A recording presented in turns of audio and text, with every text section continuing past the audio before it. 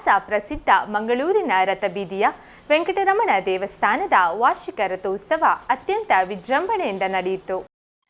ಕಾಶಿ ಮಠಾಧೀಶರಾದ ಸಯೀಂದ್ರ ಸ್ವಾಮೀಜಿಗಳ ಉಪಸ್ಥಿತಿಯಲ್ಲಿ ಈ ಕಾರ್ಯಕ್ರಮ ನಡೆಯಿತು. 5 ದಿನಗಳ ಕಾಲ ನಡೆದ ಕಾರ್ಯಕ್ರಮದಲ್ಲಿ ದೇಶ ವಿದೇಶಗಳ ಲಕ್ಷಾಂತರ ಭಕ್ತರು ಭಾಗವಹಿಸಿದ್ದರು.